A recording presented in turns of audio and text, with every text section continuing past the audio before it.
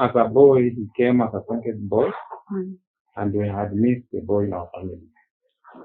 So he didn't have a problem Mm. of having love showered on him. Okay. He was the second boy and the last boy. Love will work towards feeding the child, trying to correct the child. You know, you don't understand. Okay. Mm.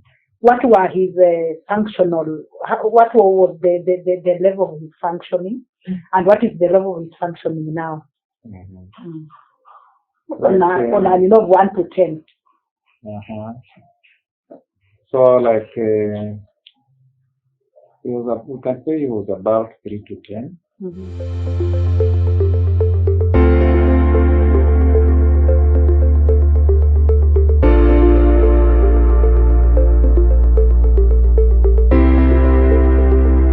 My dear viewers, thank you very much for coming back to us at Culture Hub TV. This is Mekesa Muramara, and today I'm having my guest, Martin Nakura. First, I want to introduce you to our segment. We have realized that so many people are going through a lot of issues that conflict with the culture, and at the end of the day, they bring a lot of mental turmoil. People deal with them individually and differently, and sometimes they get overwhelmed because of them, but because they have nobody to share with, or they have no platform or forum to be able to bring it out, they end up getting actually overwhelmed until you get somebody getting depressed or dealing with mental issues. We call it our safe space because this is a safe space that we want people to feel safe and talk about their issues. We want when you come here, you are able to talk, be able to bring it out, be able to deal with it by actually telling the world how you feel, what you are undergoing, and how it's affecting you, and generally how it's affecting the whole world as in general. Today I have our guest, Mwalimu Martin. Mwalimu Martin is a parent who has got a child with special needs.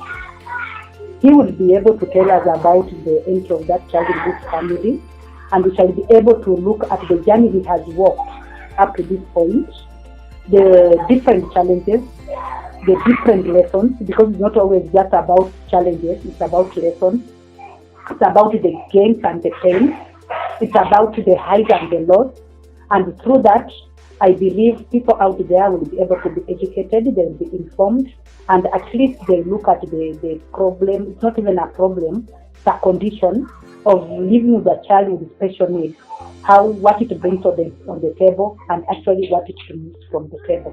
So welcome as Mwalimu introduces himself. Mwalimu. Thank you so much, Culture Hub, and Madam Mara, for inviting me to share in this very important aspect of children living with special needs. As a parent, I had a boy that came as a fifth-born, and it took time before we realized that he needed to be attended to in a special way. And because we had never had an experience of a boy or a child that had slow growth and didn't develop like the other four, because it took time before the boy could stabilize his body parts. It took time before the boy could go through the stages of childhood, crawling, standing, even walking, developing speech. It was he didn't develop as the normal children would have developed, and therefore, before we realized that he was a special child, we had undergone so many challenges, and we had so many doubts, things we didn't believe, things we didn't understand. But there we were. We had to deal with it. Doing some guesswork here and there because we didn't understand. But after some time, we realized that the boy was autistic. Okay. He had his body was sensitive to gloves, and he couldn't do some of these social activities to help himself. And with time, we started offering what we had been advised to offer. And we had to be put on a special diet because we couldn't eat like any other Another children. child. And therefore, the bad part of it was that we couldn't even get the experts Okay. that understood autism. Yeah. Looked like it is a new You are doing concept. guesswork. They were just doing guesswork. And So it was like it was a new concept. it's a new concept. Mhm. And even getting a school for the boy, there were schools for the visual impaired. We had schools for the physically impaired. But we didn't have a specific school for dealing with autistic cases. And the ones that were recommended for us, the cost was too high when we tried to find out. And because we had other children that needed the care, and because we were not even sure, Okay. even with those schools. So it's like we put the boy from trying one school To the next. to the next. And even those schools that they had recommended for us, we realized that this boy needed the care, the attention, close care and attention, which the teachers could not provide because they had many children to deal with. Okay. Because children with challenges, special needs children, they say when you get one child, that child has like 20 children in that one child. Okay. So you may need Just a very handful. yes. Okay. So you may need very many Many people teachers to attend to to that attend to one that child. one child. Mhm. And the schools that they recommended for us Did not have the did not resources. have the resources. Okay. Yes. So okay, how old is your boy now? And the guy is now 13 years. 13, no? Yeah. And at what stage did you realize that actually the boy had special needs? At 1 year old, we realized that the child was not going through the normal stages. The milestone. Yes. Mhm. So at 1 year, the boy had not developed speech. Uh-huh. So we realized that then the boy is having a problem. Okay. Yeah. So, Mwalimu, we have had families dealing with or having children with special needs, and it becomes a great challenge, especially the adapting to the new member.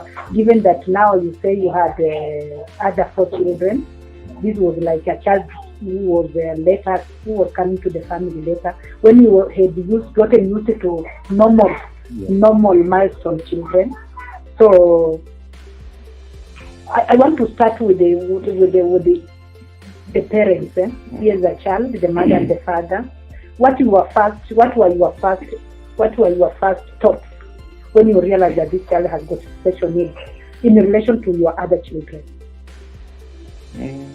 The first thing is that as a parent you get the shock, and then you go through the questions. Why is this child not like the other children have had? Then there are so many questions you start to ask where maybe you feel you might have been responsible. Okay.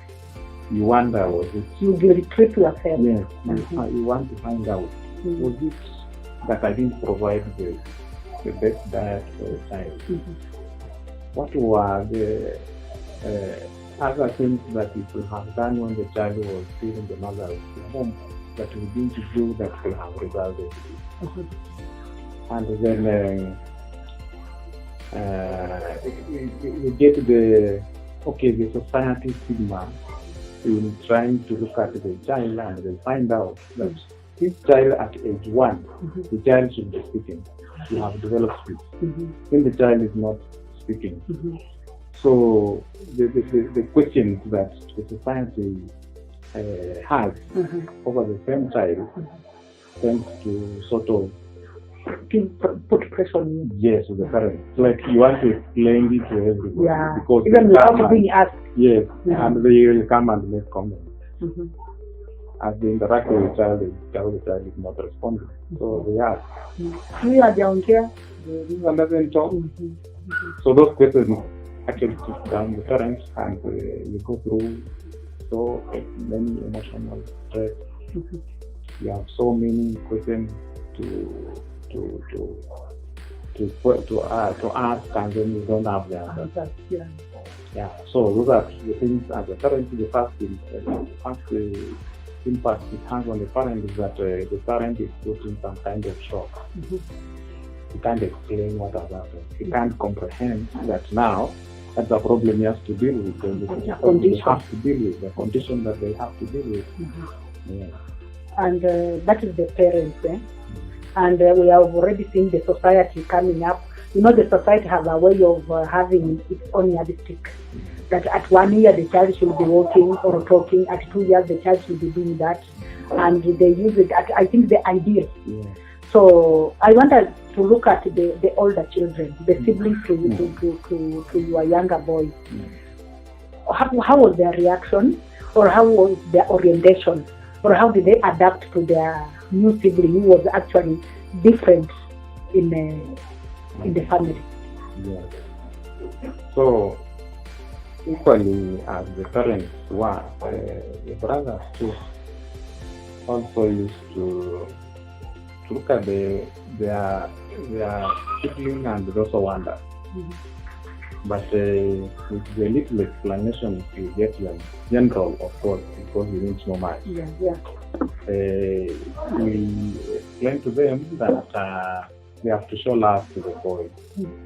There are some that will not even want to work with the boy because it's like the boy will demand so much attention that they have to keep monitoring as they walk. They have a workout and they have to keep an eye on him because they wouldn't recognize that there are vehicles on the road, there are people on the road. Sometimes they forget about his name. Yes. So we explained to them, but with the time they started showing love to the boy, and the boy also started feeling the love, and then he developed some of the social aspects or activities. He learned how to interact, he learned how to greet, especially who I guess to go and shake their hand or to touch their head. And with time we had to develop some social activities like functions like getting dressed, clothes. But if we got the worst, there were some that people need to buy themselves because they had a problem of manipulation, coordination. Yeah. So the brothers, the sisters, they learn how to impress him, and it was toward him adapting to the family and knowing how to interact with the brother and the sister, and that helped the boy to at least grow up knowing what to do, when, at what time. He learns to know that if you pour a glass, it will break. But this loud bang, loud sound. So it will even encourage him to throw things. Continue throwing things. But we took time explaining to the boy to realize that when you throw a glass, it will break. And being loud. You touch fire, you get burned. Okay. Yeah. Okay. So we have had cases where families not knowing what to do with their special needs children, they tend to concentrate on the more functional children. I don't want to use normal children because these are children able differently. And you find that maybe they think putting resources on these child with special needs is actually a waste of resources. In fact, you will find instead of knowing that this is a child who needs more resources, they will tend to take resources from that child and putting it on those children they think are more normal. And sometimes you'll even find that even when they are buying clothes for the other children, this child will be forgotten, or they will use what we call pass me down clothes. Did you have that challenge, or did you have that issue in your household in relation to your child who is living with special needs? Not exactly, because as a boy, he came as a second boy, and we had missed a boy in our family. So he didn't have a problem of having love showered on him. Okay. He was the second boy and the last boy. So I think he had all the attention. After explaining to the siblings, they loved him. They loved him. And I cannot say he needs love of the family. But it is true that in some families, the parents lack their awareness that these are the children that we should be shown a lot of love. And if we show love to that child, it will help be a great influence towards the development of that child. It's also a therapy. Yes. Yeah. In fact, it will be therapeutic and it will correct. It will correct very fast. Okay. And when the child feels loved, then the child love works in a mysterious way. Okay. Yeah, like we should not abandon them. And as the rest of Calcutta once says, the worst of poverty is abandoning somebody and neglecting somebody. That is the worst poverty. So when these children are neglected and they are abandoned, they will just feel it. They will feel. And if they are loved, they will also be able to know that this one is showing me love. They will go towards where love is. Yeah. And love works even in the animal kingdom.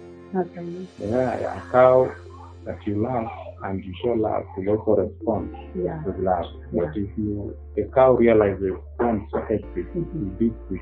And when the cow realizes you, then it will just run away. So love works in a mysterious way, in a way we don't understand. But I think the best we can tell parents is to show love to those children. Because love will work towards healing the child, trying to correct the child. In a way we don't understand. We have had incidents, even on our national media, on newspapers, on TV. We have had instances where you find parents neglecting their children living with special needs. We have had parents locking up children in their houses because of their attention. It could be because maybe they don't know how to deal with them. And also sometimes you find that maybe because of the demands of life, somebody finds that because you cannot afford enough time for this child, you find the children locked up in the house. Sometimes they go without. Maybe when they become aggressive, there are sometimes we have even seen cases where they are tied in the house, maybe on a chair or a bed, and it has been really loud in the media. And maybe as a parent who have lived with a child with special needs, maybe I want us to look at this from two perspectives. What will make a parent neglect a child to that level? What are the pushes that will make a parent neglect a child with special needs to that level? And what are the mitigation or means that can be done? Yeah. Because it's a new concept in a family, and it's a new concept even in the society. Because in the olden days, people never used to explain why a child should be different from other children. Because, like in the modern times, it's better because people have gone to school, science explains some conditions. If attended to medically, or if a child goes through the education system, then some conditions can be corrected. And then the child can be led to access facilities that will work towards helping their child acquiring skills.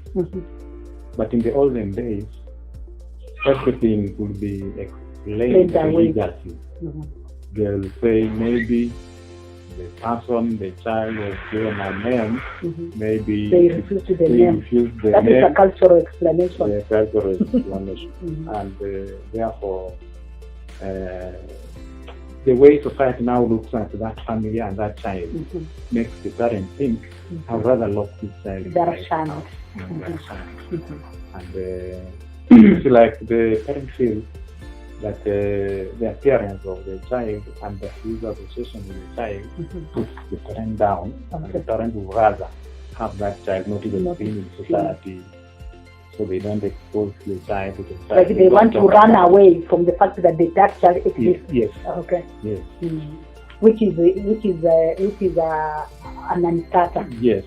And the fact that some will explain is like the parent might have done some sin, some mistake, and that's why the child, the parent gives back to the child. So the parent will feel, let me hide the child so that my sin cannot be exposed and exposed.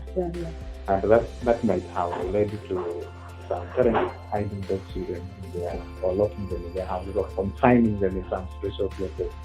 Okay, I think what we have brought to the fore is societal pressure and cultural intonations in some conditions.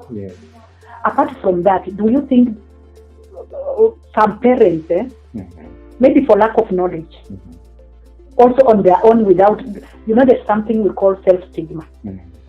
When you are dealing with self-stigma, you think somebody is thinking like that.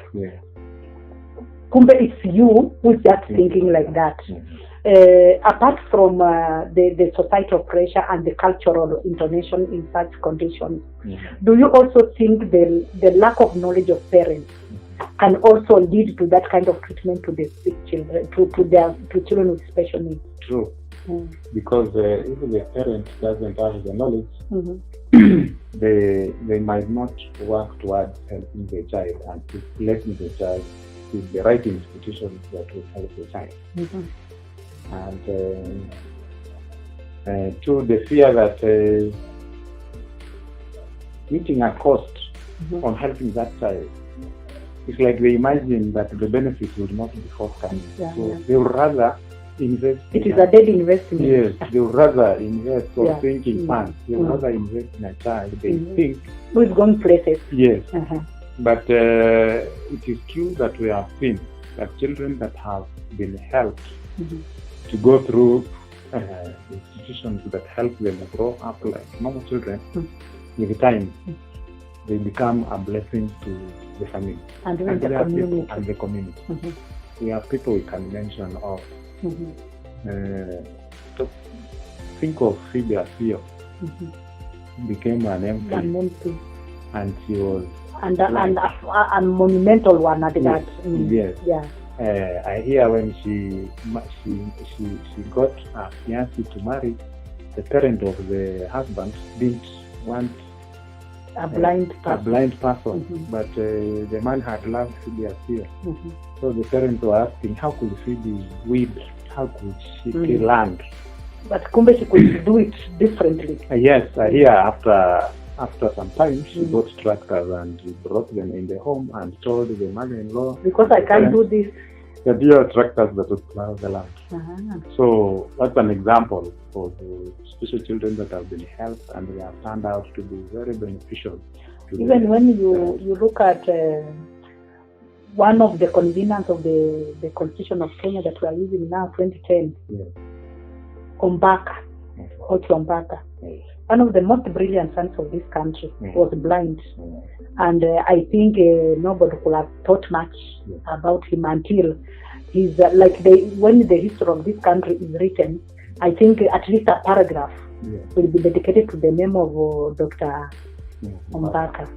So I think being a parent of a child with special needs, that is quite commendable. Did you at any given time find yourself in a position where you thought you want to hide your son, or because you are knowledgeable and because you didn't transcribe to the cultural things, you took it in your stride?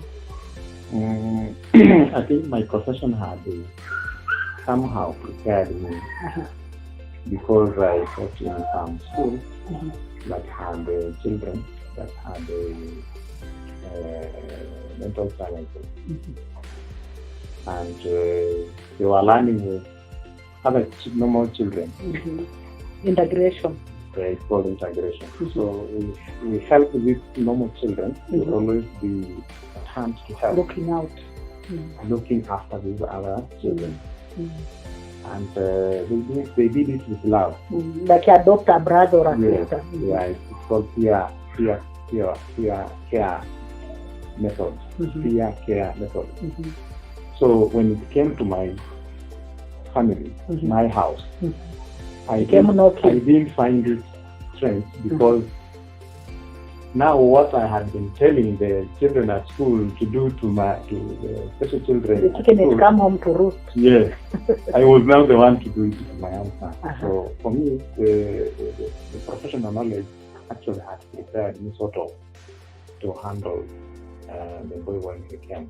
Okay. But it is horrible if parents have not been educated when they don't have the knowledge on how to handle this situation, and especially among the Mbukusus, other tribes, like people in Central, people in the Luolands, I think they embraced it earlier and they openly talk about it. But for us, the Luyas and especially the Mbukusus, we tend to hide. Like it looks us so down that we don't want to expose it. Now that Mwalimu, you have talked about the Mbukusus and the Luyas, I think now we are dealing with the culture. Yes. The cultural look, like you mentioned something about people believing, those are myths. Yes. People believing that you must have done something wrong for your child to be born with this name. Yes. You must have wronged somebody for your child to be born blind. Yes. You must have said something really bad to somebody for your child to be born dumb. Yes. So it is like the gods are now filling his mouth on your behalf. Yes. So what will you say, what is the role of culture in propagating the challenges that are faced with the people living in special needs? Because they were never used in meeting these challenges, and therefore they never developed proper culture to expose these children and confront the challenges openly. So it's like they had developed a culture where whatever that you have gone through or you are going through that was perceived as a wrong thing by society was to be hidden. You don't openly talk about it because you will attract condemnation.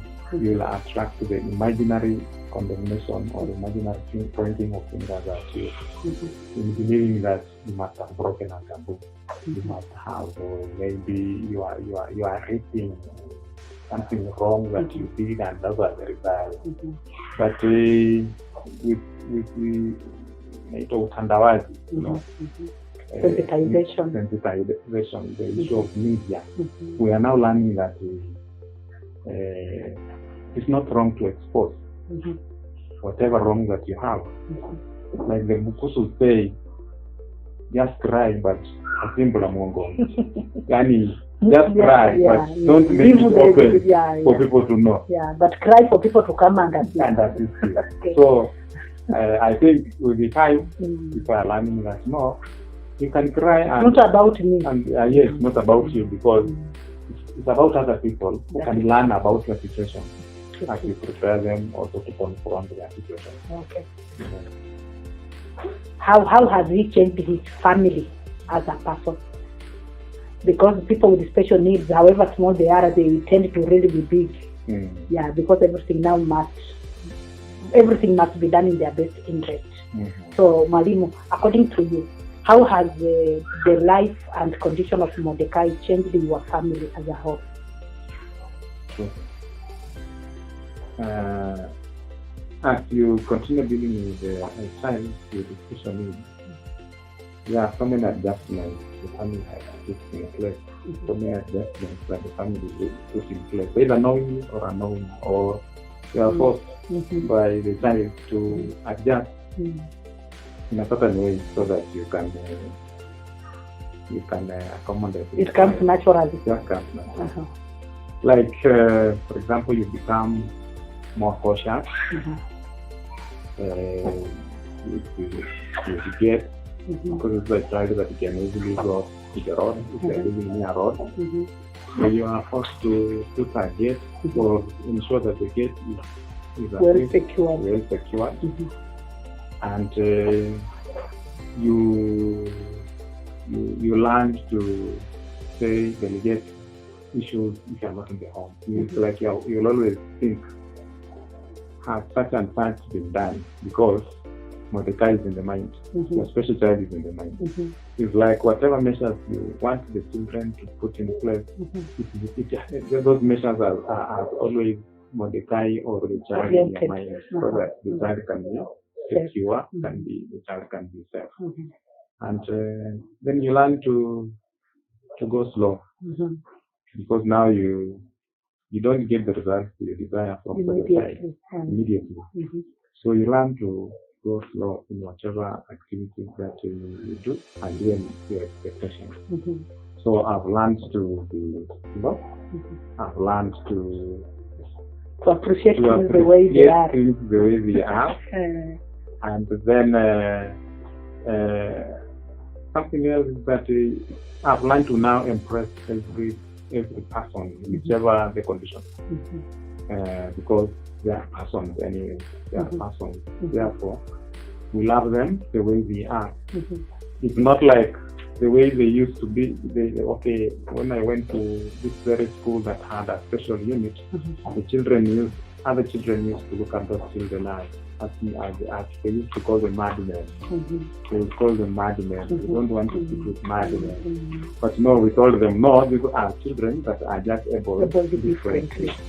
If you show them love, for example, those who have become violent, they will not be violent. They will also respond to the love you are showing them. If you become more indifferent, yes, they will also learn to be aggressive. Yes.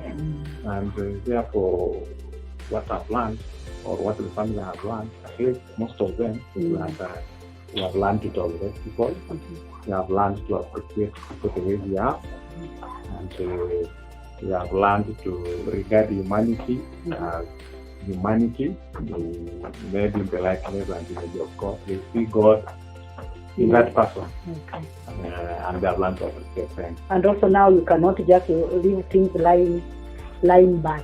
Yes. Because now you think Mordecai might harm himself. Yes. Or Mordecai might throw something like glasses. You ensure that the glasses are in some place he cannot reach, so that the glasses are safe and Mordecai himself is safe. So it also, what we can also say is that as much as it was in the best interest of Mordecai, it also brought some order in your life. Yes. Yes. So it was also some positive in your life. Like I was a person that knew the results immediately after I had done something. And you see Mordecai has taught me that it doesn't come out like that. You might do something and then results take time before you realize it. That is true. So I think it's a virtue we have developed. And I think even my children have developed, although I have not asked them. I watch those ones that you are able to see. Yes. Okay. Yes. So you talked about taking Mordecai to different institutions to look for help, somewhere that he could get rehabilitated. Yes. Maybe before we talk about that, I want us to, according to you, Mordecai's functionalities, when you rate it to between 1 to 10, when he came to your life, when you realized that he had a special needs, what were his functional? What was the level of his functioning, and what is the level of his functioning now? On a 1 to 10. So like we can say he was about 3 to 10, but at the moment it could be half or approaching 6, because at age 6 or 7, you couldn't go to he couldn't do toileting by himself. We could help him. He could not put on clothes. But at the age he is now, he does toileting himself. He can wash his hands. He can put on clothes by himself. He can lock at door himself. And he can settle on a chair. If you put him on the chair and tell him, wait for me, I'm coming, you will find him there. So those are milestones that I feel very important that he has made terrible strides toward development. He can remember somebody that he met long time ago, but still he can remember that person again. By expression. By expression, the way he appreciates you. No, there's a way he shows when he's happy and he has met somebody he knows. Then people just say, oh, Mordecai remembers me. Yes. And there are places we used to go a long time ago, and like you walk with him and like you want to find out whether he can remember. Then you will find him leading the way to the very place. So I think his memory is also getting developed. So Mwalimu, as you talk about Mordecai and the simple function he's able to do, it's like parents with the normal children, things we take for granted. Things like a child using the toilet, things like a child putting on his boxers, things like a child running to the tap and washing his hands, things that we think the child should just do. Like to a parent with a child with special needs, to you they come with a lot of joy and a lot of appreciation, because it's not something you take for granted. And I think it also, it now gives the ironies of life and the dynamics of humanity. You talked about Mordecai going to different schools to get help. So you move him from one school to the next. And somehow the reason why you are moving him from one school to the next means that maybe you did not really get the help that you wanted for your son. Maybe that talks about the resources in our institution. And probably the policies that the government maybe needs to put in place for people living with disability. I want us to talk about being a teacher. Maybe you can be able to tell us, are enough being put in schools, especially for people living with special needs? Is the government doing enough? And as parents, are parents or guardians also doing enough for their children living with disability, with the special needs? Or do you have what we call psychosocial groups? Do you have groups where parents with children with special needs come together to share maybe experiences and be able to share your highs and lows and be able to enrich each other? Maybe you can start by the schools, the resources, and the government. Now that I've asked you so many questions at the same time. I hope I'll remember. Yes. We can say the government is trying by first ensuring that we have teachers in those schools. But they are not enough. Like I told you, one special child is like 20 in one, 20 skills or children in one. So it needs more teachers to handle the children. And even with the training, teachers never realized that handling these special children needed some special training. they used to think that you can handle them the way you The handle handle pregnant other children. children. But it is just a recent concept, a recent phenomena that they are realizing that we need to train on how to handle these children, because the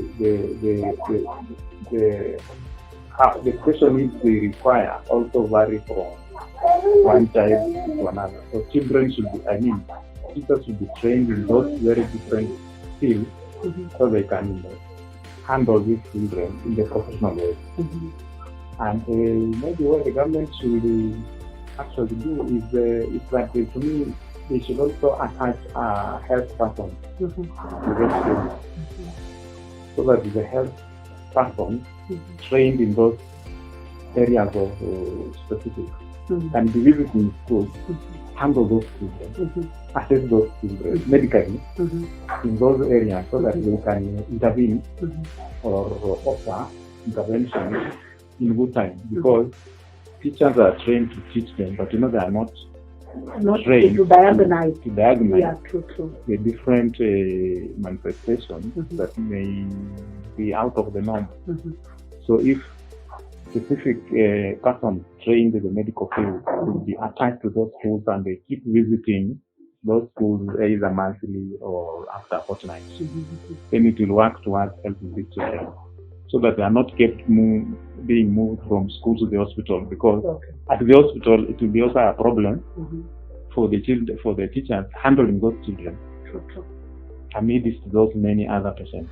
So it is better that an expert, a medical nurse, is assigned to assist, so that the children can be attended within the environment of the school. Yeah. So what Marina are trying to say is, when children with special needs go to school, it's not just be about academics. No. It should be holistic. Yes. So that at least even their health is being taken care of, so that we don't concentrate on the education part, yet the children are deteriorating in their school. Yes. I don't know if there's a question I've not asked. Okay, I asked about, you have to parents with the children with special needs having psychosocial groupings where you are able to even just go there to find strength in your fellow parents. Now, schools, unfortunately, schools have not had programs of making it possible for parents, children with special needs, meeting and having to share the lows and the highs. Okay, they will, for example, have AGMs. They will just call parents generally when they talk about issues affecting their children after school. But we have never had parents having a group or forming groups, the like-minded groups, to meet and maybe share the challenges they face, because they have children facing the same challenges or having the same common problem. So I think if school can make forums, can help the parents so that they can have those grouping, those groups, it can work towards helping these parents on how they can handle these children with special needs. But as it is, we don't have groups that can support each other psychologically and socially. Yeah. So just maybe, I think as we come to the end of the program, I want to look at the mental impact of the children with special needs to the society, to the community, to the family, to the parents, and to the siblings. Don't you think even the government should have a program where, because I think the people taking care of their child with special needs need a lot of counseling and mental care. Don't you think it will be the government has a gap where they have to, because I think I cannot really pretend to know what we are going through as a parent with a child with special needs. Maybe I've interacted with children with special needs, but I've not had a one-on-one encountered or have had to take care of one, I know it must be very draining, especially emotionally, even financially. So, you as a parent who have taken care of, what do you think are some of the interventions, especially like in parts of counseling and medical care, that the society actually put in place? I think it is true that those parents go through lots of emotional drain that we cannot even put in monetary value or measure. And we cannot even imagine how much they spend on that one time if it's put on the monetary value.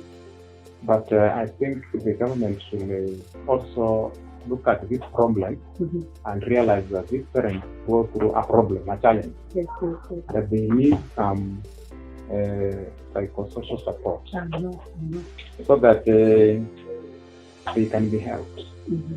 It is true that it is a policy of government that people with special needs, and if they get employment, they are not taxed. I think they should extend even to parents, you are right, who have children with special needs, so that they don't pay tax. I know. Because it will work towards helping the child with special needs. Yeah. Because there's so much that this parent spends on that child, that before the child gets to the employment level. So if the government did that, they will have done a lot to help these parents, to support these parents in helping the child who needs special care. Because, Malim, I think what we are trying to say is the government is only taking care of a very small cadre of those children with special needs who actually get to the employment level. But some of the challenges that make those children with special needs not to get to the employment level is because of lack of resources at the formative stage. So if a parent, for example, you are a teacher, and it's established that your son Mordecai is a child living with special needs, you should therefore also be exempted from just the way a teacher with special needs is being exempted from. I think you have a point, because I think what the government has done is to look at the fruits, but I think the main problem is at the root. Yeah. Sure. So, dear viewers, I want to believe that you have been educated and informed. And Mwalimu has raised a very fundamental point. Instead of the government waiting to relieve people living with special needs taxation at employment level, there are so many of them who are not able to get to that level because of so many problems at the grassroots, which could have been helped if their parents could have been exempted from the same taxation. I think that is something that our viewers, even among our viewers, we have the government officials, the people who are in charge of policy making. Those people, the health department, Mwalimu has talked about having the support to the children at the school and even to their parents. I think it has been a very educative session. And if you think you have got an issue, or you have got a topic or something that you really think you need us to discuss it here at Culture Hub TV, feel free to reach out to us.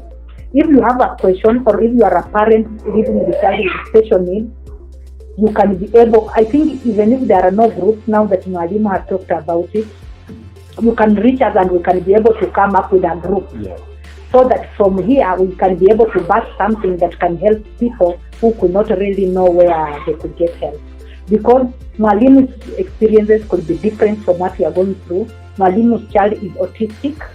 We have children who are blind. We have children who are actually physically impaired. Those who are mentally impaired. Those who are deaf.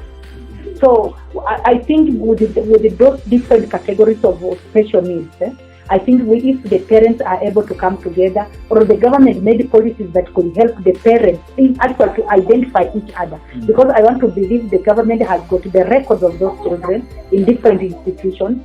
We are able to bring them together and they can be able to enrich each other. and actually be able to be a support system to each other. Until next time, if you want to appear on our safe space, because here we feel safe to discuss issues that are actually hurting us, reach out to us and we shall be able to host you and listen to your story. Until next time, thank you.